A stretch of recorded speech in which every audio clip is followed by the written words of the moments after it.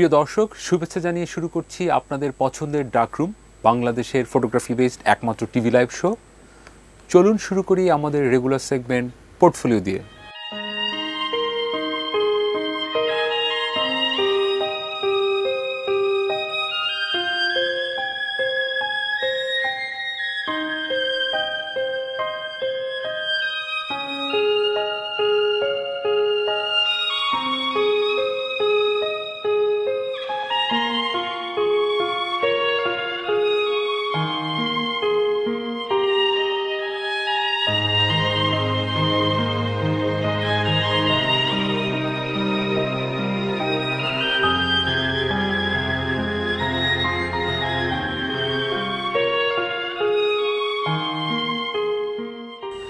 প্রিয় দর্শক, পোর্টফোলিওতে আজ আমরা দেখলাম জেরোম সেসিনির কাজ। ম্যাগনামের ভীষণ নামকরা একজন ফটোগ্রাফার। বন্ধুরা, চলে যেতে চাই আমাদের পরবর্তী সেগমেন্ট ফটো স্কুল।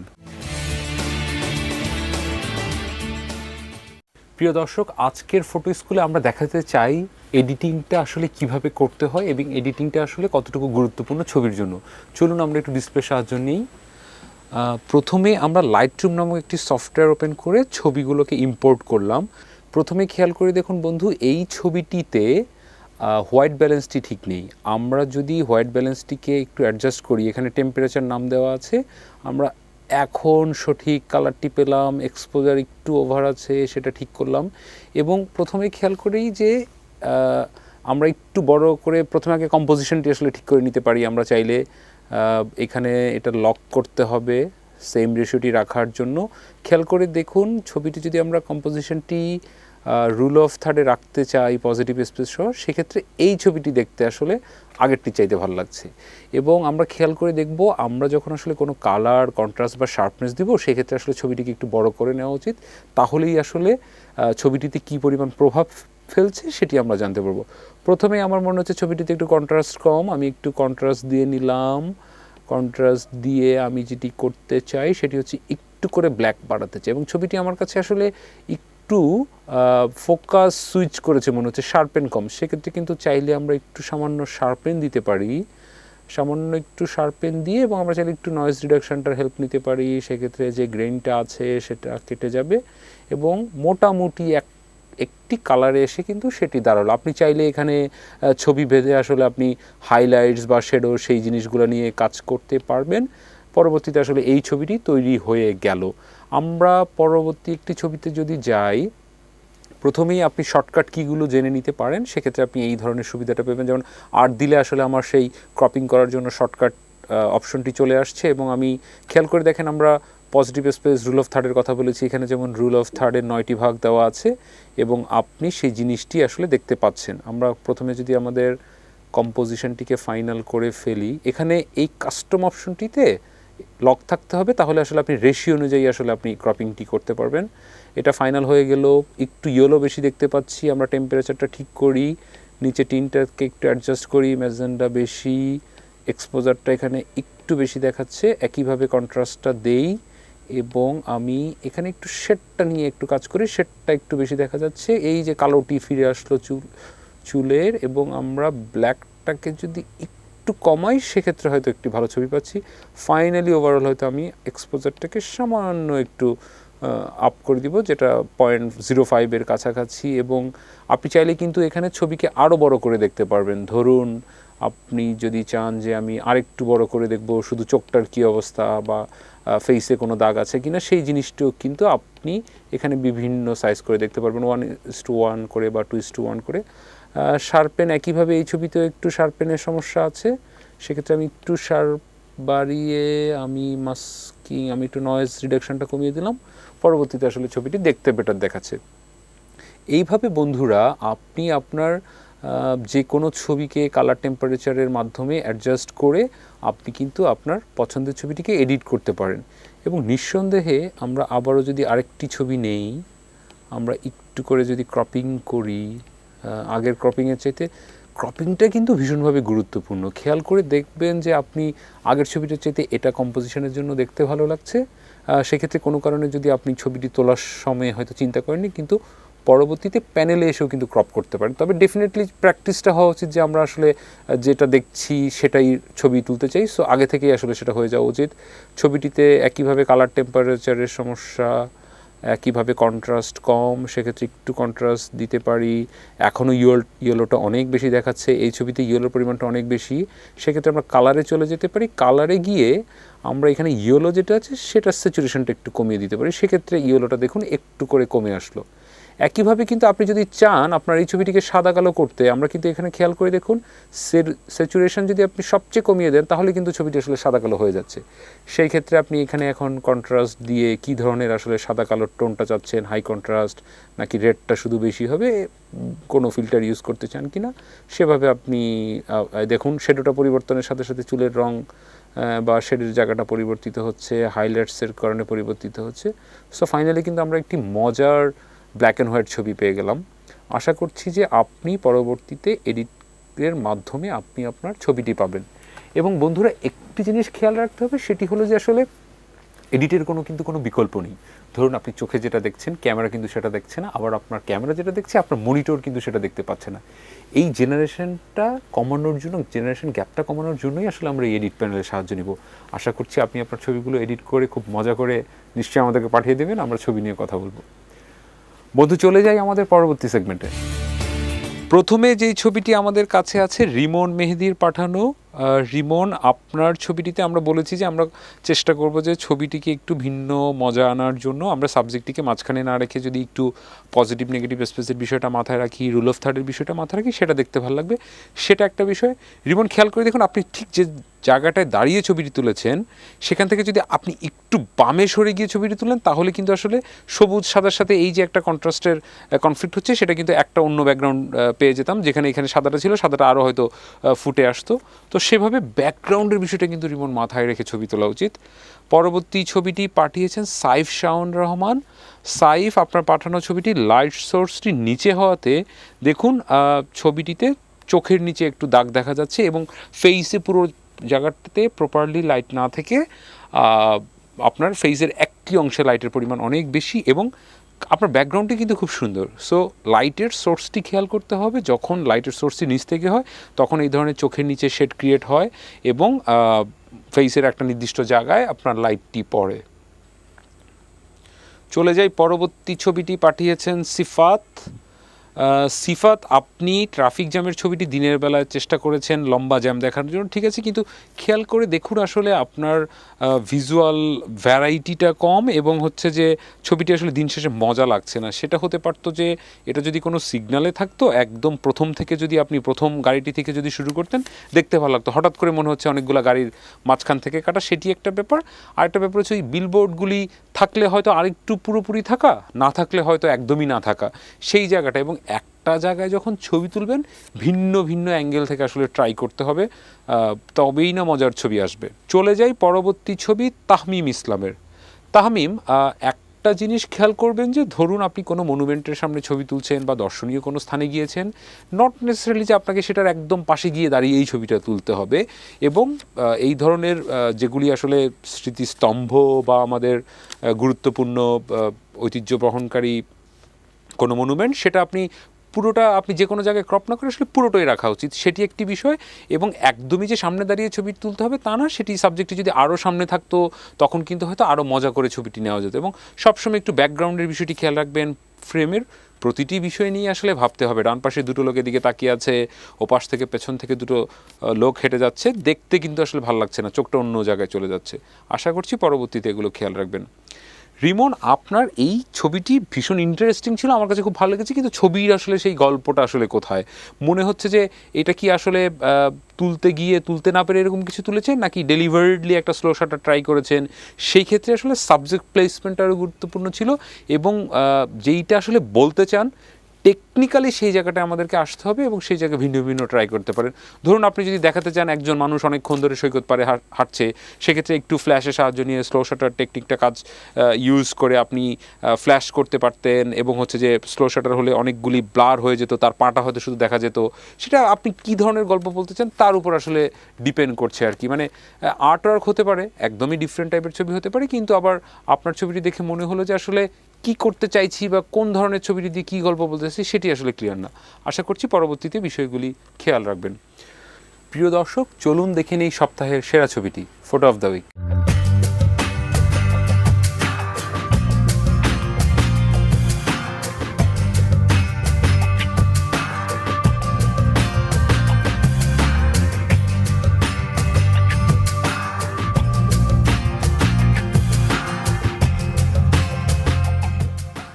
আহমেদ নাহিয়ানের পাঠানো এই ছবিটি আমাদের এই সপ্তাহের সেরা ছবি। নাহিয়ান, আপনাকে অভিনন্দন জানাচ্ছি। আমাদের ম্যাগাজিন পার্টনার আইস্টুডের আগামী সংখ্যায় আপনার এই ছবিটি ছাপা হবে। আবারও নাহিয়ানকে অভিনন্দন জানিয়ে চলে যাই আমাদের পরবর্তী সেগমেন্ট, ফটো ডিকশনারিতে।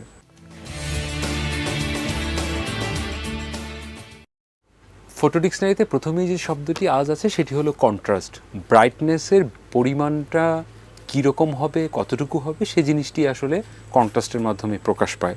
পরবর্তী শব্দটি হলো বন্ধু ডেডিকেটেড ফ্ল্যাশ। আমরা যেই ক্যামেরাগুলো ইউজ করি, প্রতিটি ক্যামেরাতে যে আমরা এক্সটার্নাল ফ্ল্যাশ লাগাই সেটি কিন্তু ডেডিকেটেড ফ্ল্যাশ বলা হয়, কারণ সেই ফ্ল্যাশটি শুধুমাত্র সেই ক্যামেরাটির জন্যই বানানো হয়েছে। ধরুন ক্যাননের জন্য ক্যাননের ডেডিকেটেড ফ্ল্যাশ আছে, নাইকনের জন্য নাইকনের আছে, ফুজি ফিল্মের জন্য ফুজি ফিল্মের আছে। সো ডেডিকেটেড ফ্ল্যাশ মানে ক্যামেরাটি, ওই ফ্ল্যাশটি শুধু ওই ক্যামেরাটিতেই, ওই কোম্পানির ক্যামেরাটিতেই কাজ করবে। পরবর্তী যে শব্দটি আছে বন্ধু সেটি হলো ডিজিটাল ফিল্ম। ডিজিটাল ফিল্ম বলতে আসলে বোঝানো হচ্ছে যে আজকে আমরা যে সেন্সরে যে ছবিটি স্টোর করছি বা সিএফএ যে এই ছবিটি স্টোর করছি সেটিকে বোঝানো হচ্ছে ডিজিটাল ফিল্ম বলে। বন্ধু চলুন জেনে নেই এ সপ্তাহের কুইজটি।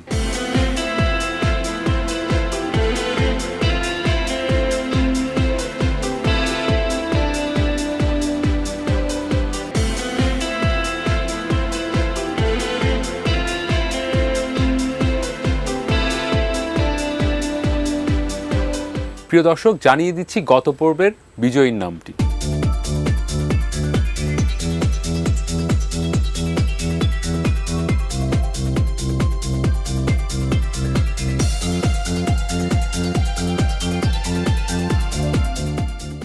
প্রিয় দর্শক, ছোট্ট একটা বিরতি নিয়ে ফিরে আসছি, আশা করছি সঙ্গেই থাকবেন।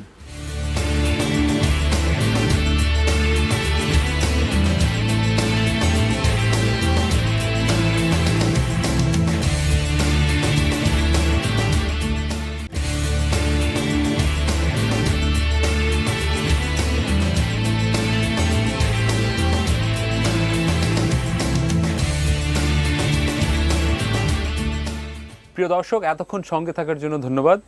আবার ফিরলাম ডার্করুমে। আজ আমাদের সাথে আছেন আশিকুর রহমান, আয়োজক ঢাকা ফুডিজের, এবং রাইয়ানুল মোমিন, যিনি একজন ঢাকা ফুডি ফটোগ্রাফি কন্টেস্টের পার্টিসিপেটর। দুজনকে অভিনন্দন ডার্করুমের সেটে। কেমন আছেন? আলহামদুলিল্লাহ ভালো। প্রথমে আশিক ভাইয়ের কাছে জানতে চাই, আশিক ভাই এই ফুড ফটোগ্রাফি নিয়ে যে একটা কন্টেস্ট করা, একটা এক্সিবিশন করা, সেটা আপনার মাথায় কীভাবে হলো এবং কেন? একটু ক্লিয়ার করে দিই, ফুড ফটোগ্রাফি না, ফটোগ্রাফি। ফটোগ্রাফি, হ্যাঁ, আপনারা এটাকে ফটোগ্রাফি বলেন, সেটা বা কেন? মজা করে আর কি ফটোগ্রাফি বলা হয়, বাট এটা শুরু হয়েছিল 2012-তে যখন আমরা ঢাকা ফুডিজ শুরু করি। ঢাকা ফুডিজটা আসলে একটি ফুড নিয়ে কথা বলার প্ল্যাটফর্ম। ঢাকা শহর বলেন, বাংলাদেশ বলেন, আমরা খাওয়া পাগল। সারাক্ষণই আমরা খাওয়া নিয়ে খাচ্ছি এবং খাওয়া নিয়ে আলাপ করছি। নট ইন এ সেন্স যে আমরা খাদক, বাট আমরা বিভিন্ন জিনিস ট্রাই করতে পছন্দ করি, এবং যখনই পছন্দ করি তখন বিভিন্ন জায়গায় খাওয়ার ব্যাপারটা চলে আসে। খাওয়ানে যখন আমরা কোনো স্টোরি বলতে চাই অথবা আমার কোনো খাওয়ানে কোনো এক্সপিরিয়েন্স বলতে চাই, ফুডের ছবিটা কিন্তু অনেক বড় একটা পার্ট। এবং ঠিক যেভাবে বিভিন্ন জিনিসের ছবি তোলার একটা ব্যাপার চলে আসতেছে, ফুড ফটোগ্রাফিটা কিন্তু ঠিক সেভাবেই চলে আসতেছে। তো সেখান থেকে আমরা ফটোগ্রাফিটা শুরু করি। আমরা যেটা দেখতাম যে মানুষজন ছবি দিচ্ছে বা ছবিটা খুব একটা ভালো না, হয়তো খুবই ভালো একটা খাওয়ার কথা বলতেছে, বাট ছবিটা দেখেই তো আসলে প্রথম দেখে মনে হবে যে ওইটা খেতে চাই। আমি বললাম যে আমি খাওয়াটা খুব মজা লেগেছে, বাট ছবিটা ভালো না, তখন আমি বুঝবো কি করে যে আসলে খাওয়াটা কত ভালো। তো সেখান থেকে ফুড ফটোগ্রাফি নিয়ে কাজ করার ইচ্ছাটা শুরু হলো।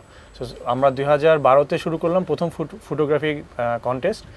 বেশ ভালো ছিল সারা। সেখান থেকে আমরা ঢাকা আর্ট সেন্টারে একটা এক্সিবিশনও করেছিলাম, যেখান থেকে আমরা ভালো সারা পেয়েছিলাম টপ 50 ফটোগ্রাফারকে নিয়ে, এবং সেটারই কন্টিনিউশন প্রতি বছরই আমরা করতে চাই। সেটা হচ্ছে সেকেন্ড ফটোগ্রাফি কন্টেস্ট, যেটার উইনারও আমাদের সাথে আছে আজকে রায়ান। এবং দর্শকদেরকে জানিয়ে দিতে চাই, দর্শক এই এক্সিবিশনটি আজ শুরু হতে যাচ্ছে ঢাকা আর্ট সেন্টারে। এটি চলবে আজ এবং আগামীকাল, দুদিনের এক্সিবিশনটি থাকবে আর কি। এক্সিবিশনে কতটি ছবিটি আছে? টপ 50 ফটোগ্রাফার আমরা বলছি, যে প্রথম 50 জন, প্লাস আমাদের যারা জাজ ছিলেন যেমন প্রীতরেজা একজন, তো তাদেরও কিছু পছন্দের ছবি আমরা ফটোগ্রাফি আমরা রাখবো। ওকে, সো জাজ হিসেবে আর কারা কারা ছিলেন এবার একটু যদি দর্শকদের জন্য বলি। এটিএন নিউজের খুবই পরিচিত একজন মুখ ছিলেন অনিক খান, কোকের সিইও ছিলেন দেবাশিস দেব, একজন বিশাল ফুডি আছেন যিনি অনেক বছর ইউকেতে ছিলেন, এখন রবিতে কাজ করছেন, তোফায়েল রশিদ। আমার কাছে মনে হয় উনি বিশ্বের সবচেয়ে বড় বিরিয়ানি খাদক। এছাড়া নাজিম ফারহান চৌধুরী, এরকম বেশ কিছু যারা বেসিক্যালি নিজের জায়গায় খুবই পরিচিত, যেমন শাওন ভাই ছিলেন। হ্যাঁ, সো যে যা জায়গায় মানে স্বীকৃত, কিন্তু খাওয়া নিয়ে কথা বললে আর কোনো কিছু তাদের মনে থাকে না। এবং সেই সেশনটি খুব মজার ছিল, যে পিৎজা খেতে খেতে আসলে জাজিটা ছিল আর কি। আর রাইরুল মুমিন, আপনার কাছে একটু জানতে চাই যে আপনার ছবিটি প্রথম হয়েছে, সো আপনার ফুড ফটোগ্রাফিতে আগ্রহটা জন্মালো কেন? বেসিক্যালি আমার ফুড ফটোগ্রাফিতে আসার আগে আমি ম্যাক্রো করতাম বা করি, এখন ইনসেক্ট ম্যাক্রো করি। তো আমার কাছে মনে হচ্ছিল যে ডিটেইল যদি হয় প্রফেশনালি, বা যদি সব সময়ের মতন এভাবে করে কোনো ডিটেইল ছবি তুলতে হয়, আমার কাছে মনে হচ্ছিল যে ফুড ফটোগ্রাফি একটা বেশ বড় প্ল্যাটফর্ম, যেখানে হয়তো টেক্সচার নিয়ে, লাইট, কালার, ফর্ম এসব নিয়ে কাজ করা যায়। সো ওই হিসাবে আমার একটা ইচ্ছা জন্মায়, এবং আমি টুকটাক ফুড ফটোগ্রাফি নিজের মতন করে খাবার দেখলেই বা কোথাও গেলে এভাবে করতাম, সেই হিসাবে এখানে পার্টিসিপেট করা আর কি। গতবারের চেয়ে কি এবার আরেকটু বড় পরিসরে জিনিসটা হচ্ছে আশিক ভাই? চেষ্টা করা হয়েছে, সেটা হচ্ছে যে যেমন আমি বললাম যে জাজের প্যানেলটা বেশ ভালো ছিল। আমরা প্রতিবারই বলি যে 30% হচ্ছে পপুলারিটি স্কোর, 30% জাজের স্কোর। এবার টোটাল ছবি এসেছে প্রায় 600-র মতো, একজন 2টা করে ছবি দিতে পারতো, বাট অলমোস্ট 450 পার্টিসিপেন্ট ছবি দিয়েছে। এটা আমি মনে করি অনেক বড় একটা নাম্বার, বিকজ ফুড ফটোগ্রাফি সচরাচর হয়তো হঠাৎ করে কেউ করে না, এক। আর 2 নম্বর হচ্ছে যে আমরা যেরকম ক্যামেরা নিয়ে বিভিন্ন জায়গায় গিয়ে ডকুমেন্টারি বলেন, ম্যাক্রো করা হয়, ফুডের কিন্তু আসলে ওরকম ডিএসএলআর ক্যামেরা, প্রপার ক্যামেরা নিয়ে যাওয়া হয় না। ইটস অনেক মোবাইল বেস, যে আমি রেস্টুরেন্টে বসে আছি, খাওয়াটা দেখলাম, আমার ভালো লাগলো, আমি ছবিটা তুলে ফেললাম। সো সেই হিসেবে আমি মনে করি এটা একটা বেশ বড় নাম্বার, 550 ছবি আসছে। এবং আমরা যদি ছবি কিছু দেখি, টপ 50 ফটোগ্রাফি বেশ ভালো ছবি আসছে। এবং রায়ান যেটা বললো ম্যাক্রোতে কাজ করে, কেউ হয়তো একদমই দেশি একটা খাবার নিয়ে একটা ইন্টারেস্টিং কোনো অ্যাঙ্গেল থেকে ছবি তুলেছে, মানে খাবারের মধ্যে থেকে যে মানে একটা স্টোরি ফুটে আসা, যে একটা খাবার দেখলেই যে আচ্ছা ঠিক আছে, ছবিটা দেখে আমার এখনই খেতে ইচ্ছা করছে, ওই ব্যাপারটা আসলে খুব ইন্টারেস্টিং। এবং আমরা যেটা আলাপ করছিলাম, আপনি যে বললেন যে 2 ঘন্টা আমাদের জাজের সেশন হওয়ার কথা, সেটা আলটিমেটলি হয়ে গেছিল 5 ঘন্টা। বাট আমি মনে হয় টায়ার্ড ছিলাম, জাজরা সবাই দিন শেষে দেখা যাচ্ছে এখনো মজা, শেষ হয়ে গেল, আচ্ছা ঠিক আছে, টু ব্যাড। সো ওই ইট ওয়াজ ভেরি ফান, যে মানে খাওয়া নিয়ে কথা বলা, খাওয়ার ছবি নিয়ে কথা বলা, ছবি নিয়ে কাজ করা। আমার কাছে মনে হয় যে এই জায়গায় এবারে এক্সিবিশনটা একটা বড় তাৎপর্য রাখবে। আপনার ভবিষ্যতে এটা নিয়ে আর কি পরিকল্পনা আছে, মানে এই ঢাকা ফুডিজ নিয়ে, স্পেশালি ফটোগ্রাফি নিয়ে? প্রীতভাই যেটা বলছিলেন যে এটাকে বড় পরিসরে কীভাবে করা যায়, আসল পরিসরটা এবার গতবারের থেকে যে ডিফারেন্সটা, সেটা হচ্ছে শুরু হবে কাল থেকে আর কি। বেসিক্যালি আমরা একটি ফটোগ্রাফি ওয়ার্কশপ করব আপনাকে নিয়ে। সেটা হচ্ছে যে প্রত্যেকেরই হয়তো নিজস্ব কিছু ভালো জিনিস ছিল ছবির, বা সে যদি একটা ফুড ফটোগ্রাফি করে, কোন বেসিক জিনিসগুলো তার মাথায় রাখা দরকার, কোন আলোতে কীভাবে, এবং যেটা দেখা যায় ডার্ক রুমেই বেসিক্যালি অনেক কম আলোতে রেস্টুরেন্টগুলোতে থাকে, সো সেখানে কীভাবে ছবি তোলা যায়, সেটা নিয়ে আমরা একটা ওয়ার্কশপ করবো, এক। 2 নম্বর হচ্ছে আমরা এই ফটোগ্রাফারদেরকে নিয়ে আমরা একটা ফুড ওয়াক করব, হয়তো পুরান ঢাকা বেলি রোডে, ভীষণ ইন্টারেস্টিং। হ্যাঁ, সো ওই জায়গায় আমরা চলে যাব, যে পুরান ঢাকায় অনেক অলিগলিতে প্রচুর বিরিয়ানির দোকান থাকে, এবং এক একটা বিরিয়ানি কিন্তু চেহারা এক এক রকম থাকে, সো ওইটাকে আমরা তুলে ধরার চেষ্টা করব। সো এটা যেমন ঠিক সেরকম আমরা বিভিন্ন মিডিয়া হাউসের সাথে কথা বলছি, যেমন বিডি নিউজ 24, আইস টুডে, সবার সাথে, যে প্রত্যেকেরই কিন্তু কিছু রিকোয়ারমেন্ট থাকে। প্রত্যেকটা মিডিয়া হাউসের একটা লাইফস্টাইল সেগমেন্ট আছে, এবং সেখানে কিন্তু ফুডের সেগমেন্ট থাকেই। ডেফিনেটলি তাদের ওইখানে কন্টেন্টের দরকার পড়ে ফুডের। সো এই যে ফটোগ্রাফাররা যারা কিছুটা হলেও ভালো পারে, কিছু হলে কোনো জায়গায় কোনো একটা ছবি সে ভালো তুলতে পারছে, ওদেরকে আমরা কানেক্ট করার চেষ্টা করব। আমরা যেটা পার্সোনালি বিলিভ করি সেটা হচ্ছে if wedding photography can be a big thing, আমার কাছে মনে হয় food photography can be a very big thing. Because Dhaka শহরে আসলে খাওয়া দাওয়া ছাড়া, ধরেন আমি আপনার সাথে মিট করব, কোনো রেস্টুরেন্টে যাওয়া ছাড়া আসলে আমাদের উপায় নেই। হ্যাঁ, আমাদের কোনো পার্ক নাই, কোনো জায়গা নাই মিট আপ করার। সো আমাকে আপনাকে হয়তো কোনো রেস্টুরেন্টে বসে খেতে হবে অথবা আলাপ করার জন্য থাকতে হবে। সো ওই জায়গা থেকেই প্রচুর রেস্টুরেন্ট কিন্তু নতুন হচ্ছে। আমরা যদি ঢাকা ফুডিজ থেকে একটা অ্যাভারেজ জরিপ করি, আমরা যেটা দেখেছি প্রতি মাসে ঢাকা শহরে অন অ্যাভারেজ 20টা করে নতুন রেস্টুরেন্ট ওপেন হচ্ছে, যার মধ্যে 10টা বেশ ভালো মানের ডিফারেন্ট কুজিনের। এদের একটা রিকোয়ারমেন্ট থাকতে পারে, কারণ একটা রেস্টুরেন্ট যে দিচ্ছে সে তার কোনো আইডিয়া নাও থাকতে পারে যে তার মেনুর ছবি সে কী চায়, কীভাবে সে তার যে খাওয়াটা, তার যে স্পেশালিটিটা কীভাবে ফুটিয়ে তুলবে। আমার কাছে মনে হয় রায়ান এবং আরও যারা ফটোগ্রাফার আছে ওরা এই জায়গায় অনেক বড় একটা রোল প্লে করতে পারে। সো আমরা ওই জায়গায় ফটোগ্রাফিটাকে নিয়ে যেতে চাচ্ছি, যে প্রতি বছরই করব, যারা ভালো করবে তাদেরকে আমরা বিভিন্ন জায়গায় এক্সপোজারটা দেওয়ার চেষ্টা করব। এবং আমার মনে হয় যে সেটা নতুন ফটোগ্রাফারদের জন্য ভীষণ ভালো একটা প্ল্যাটফর্ম হবে। মানে এই ফটোগ্রাফির মাধ্যমে বা ঢাকা ফুডিজের মাধ্যমে যদি কোনো একটা ম্যাগাজিনে ওদের ফুড সেকশনের জন্য ছবি তোলা যায়, নতুন নতুন রেস্টুরেন্টগুলোর জন্য যদি তাদের ব্রুশিয়ারের ছবিটা আরও স্পেশালাইজভাবে তুলে দেওয়া যায়, সেটা তো একটা নিঃসন্দেহে কর্মসংস্থানের ক্ষেত্রেও একটা নতুন জায়গা তৈরি করবে। বিষয়টি রায়ন আপনি কিভাবে দেখেন? মানে আপনারা যারা আসতে চাইছেন, আপনাদের জন্য কি এটা একটা সেতুবন্ধন হচ্ছে বা এটা কি একটা প্ল্যাটফর্ম? তা তো অবশ্যই। আমি যেটা মনে করি যে মানে বেসিক্যালি আমি ফটোগ্রাফার, প্রফেশনালি ফটোগ্রাফি করছি না, আর্কিটেকচার প্র্যাকটিস করছি। তো সেই ক্ষেত্রে যদি আমি খাবারকে একটু অন্য অ্যাঙ্গেলে দেখতে চাই, অন্য অ্যাঙ্গেলে অ্যাজ ইন একটা খাবারের বা কোনো দুইটা খাবারের মধ্যে যদি ডিফারেন্সিয়েট করতে চাই, সেটার মধ্যে তার ফর্ম বা তার টেক্সচারগুলো সেটা তুলে ধরতে পারি আমরা। তো এখন ফুড ফটোগ্রাফিটা আসছে তখনই যখন আমরা জিনিসটাকে কারো কাছে তুলে ধরতে চাই। তো সেই ক্ষেত্রে আমার কাছে মনে হয় যে ওভাবে যদি আমি রিপ্রেজেন্ট না করতে পারি, তো খাবারটা তখন হয়তো কেউ ওভাবে কিনবে না। সো এক একটা খাবারের বা এক একটা টাইপের খাবারের নিজস্ব একটা ক্যারেক্টারিস্টিক্স আছে। তো সেটা আমার মনে হয় ফটোগ্রাফি করে বা খুবই মানে ভালোভাবে রিপ্রেজেন্ট করা উচিত। তো সেই হিসাবে আমার কাছে মনে হয় যে ফুড ফটোগ্রাফিটা আমাদের দেশে খুব ভালোভাবে স্টার্ট করা উচিত, এবং সেটা অবশ্যই একটা ভালো প্ল্যাটফর্ম। এখানে আমি একটু অ্যাড করতে চাই রায়ানের পয়েন্টে, যে ফুড ফটোগ্রাফি নিয়ে আপনি প্ল্যান জিজ্ঞেস করছিলেন। ঢাকা শহরের স্ট্রিট ফুড ফর এক্সাম্পল, আমাদের কিন্তু আমরা বিদেশে যেখানেই যাই সেখানেই কিন্তু একটা থাকে, যাচ্ছা আমি এখানে গিয়ে একটা গাইড পাবো যেখানে ছবিগুলো দেখে আমি বুঝবো যে এই এলাকার, থাইল্যান্ড হোক, মালয়েশিয়া হোক, ওদের স্ট্রিট ফুড কী। আমাদের একটা বড় ইচ্ছা হচ্ছে যে ঢাকার একটা এবং আলটিমেটলি বাংলাদেশের স্ট্রিট ফুড গাইড বানানো। সো আমরা যখন গাইড বানাবো তো এখানে আসলে সবচেয়ে বড় ইনফ্যাক্ট 90% ইম্পর্টেন্ট এলিমেন্ট হচ্ছে ফটোগ্রাফি। সো এই যে ফটোগ্রাফার যারা আসবে, এবং অনেস্টলি কন্টেস্টে পার্টিসিপেট করেছে এমনও না যে ফুড নিয়ে কাজ করতে চাচ্ছে, যে প্যাশনেট, আসলে সে এমনি সময় অসময়ে ছবি তোলে, তারাও যদি আসে আমাদের কাছে, আমরা চাই যে ওদের সবাইকে নিয়ে এরকম একটা স্ট্রিট ফুড গাইড বানানো ঢাকা শহরে, এবং এখানে সবাই ভোট করবে কোনটা ভালো কোনটা খারাপ, ওটার উপর বেস করে আমরা গিয়ে ছবিগুলো তুলে একটা গাইড বানিয়ে ফেলবো। এটাই হচ্ছে ইচ্ছা। ভীষণ ইন্টারেস্টেড, এবং সেটা আমাদের জন্য খুব ভালো একটা কাজ দাঁড়াবে আসলে, ইনশাল্লাহ। এবং একটা জিনিস জানতে চাই যে আশিক ভাই, যে যারা আসলে ফুটোগ্রাফার, নট নেসেসারি যে তাদের সবার বড় বড় ডিএসএলআর থাকতে হবে, বড় বড় ক্যামেরা থাকতে হবে, মোবাইলেও কিন্তু আসলে হতে পারে। তো সেটা নিয়ে কি আপনাদের কোনো প্ল্যান আছে যে জিনিসটাকে আরো কিভাবে সহজে ফটোগ্রাফারদের কাছে পৌঁছে দেওয়া যায়, রেদার দেন ইকুইপমেন্ট বা ভিন্ন জায়গা থেকে না দেখে? এখানে যেমন আপনার একটা বড় রোল আছে, আমি বলবো যে আমাদের যে ওয়ার্কশপটা হবে ওখানে যেটা আলাপ হচ্ছিল যে mobile photography will B a big thing, because on the spot হঠাৎ করে স্পন্টেনিয়াস ফটোগ্রাফি, পকেট থেকে মোবাইল বের করে তখন তোলার প্রবণতা আমরা বেশি দেখছি। ফুড ফটোগ্রাফিও সেটা। আমার কাছে মনে হয় লো লাইট ফটোগ্রাফিটাও একটা বড় পার্ট, এবং বোথ ডিএসএলআর এবং মোবাইল স্মল ডিভাইস, যেমন ফুজি ফিল্মেরও যেমন আমি শিওর অনেক ছোট ছোট ক্যামেরা আছে, স্মার্ট ক্যামেরা যেটা বলা হয়, যে মেয়েরা অনেক ছবি তোলে, পার্সের মধ্যে খুব ইজিলি ক্যারি করতে পারে। সো ছোট ছোট ডিভাইস দিয়ে কীভাবে বেটার ছবি তোলা যায়, এবং অ্যাঙ্গেল একটা বড় পার্ট আমার কাছে মনে হয় যে ফুড ফটোগ্রাফির। সো আমার কাছে মনে হয় যে এই ওয়ার্কশপগুলো যখন আমরা করব, এবং আমরা ওদেরকে নিয়ে যখন বাইরেও যাব, ফুড ওয়াকে যাব, তখন ওই যে এক্সপিরিয়েন্সটা ওরা পাবে, এটা আমরা যখন আবার ঢাকা ফুডিজে শেয়ার করবো, যেখানে 35,000 ফ্যান আছে যারা ফুড নিয়ে সারাক্ষণ কথা বলে, এটা একটা ভালো ভূমিকা রাখতে পারে।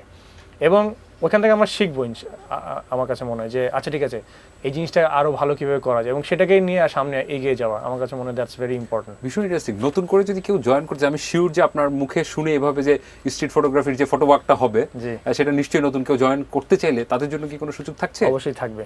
সেটা কি যোগাযোগটা কিভাবে হবে? এই যোগাযোগ আমরা ফেসবুকে হবে, ফেসবুকে ঢাকা ফুডিজের ফেসবুক পেজে আমাদেরকে ইনবক্স করতে পারে, ইমেল অ্যাড্রেস আছে ওইখানেও করতে পারে। সবচেয়ে ভালো হবে চলে আসা ঢাকা আর্ট সেন্টারে। আজকে কালকে আমরা দুই দিনই আছি, জাস্ট চলে ঢাকা আর্ট সেন্টারে এসে আমাদের সাথে আলাপ করা।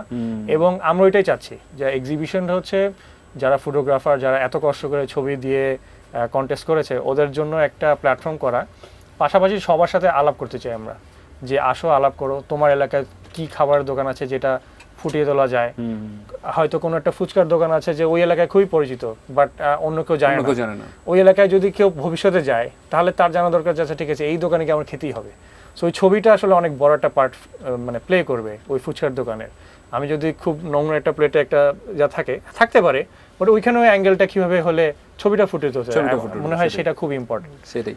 রায়ান, আপনার কাছে জানতে চাই যে আপনার কোন ছবিটা আসলে অ্যাওয়ার্ডটি জিতেছে এবং হচ্ছে যে সেই ছবিটি তোলার অভিজ্ঞতাটা একটু আমাদের সাথে শেয়ার করুন। আচ্ছা, বেসিক্যালি আমার ছবিটার এলিমেন্টসগুলো ছিল যে কিছু মানে বেশ কিছু ন্যাশনালিটির কিছু ব্রেড, ফ্রেঞ্চ ব্রেড ছিল, তারপর ইউরোপের বেশ কিছু জায়গার খুব ফেমাস কিছু ব্রেড। তো ছবিটা বেসিক্যালি তোলার আগে যেটা ছিল তোমার একটা ফ্রেন্ডের অনুরোধে আমি ছবিটা তুলি, তার একটা নতুন রেস্টুরেন্ট, তো সেখানে আমাকে বলছিল যে এইটার কিছু প্রোডাক্ট আমাকে ছবি তুলে দিতে।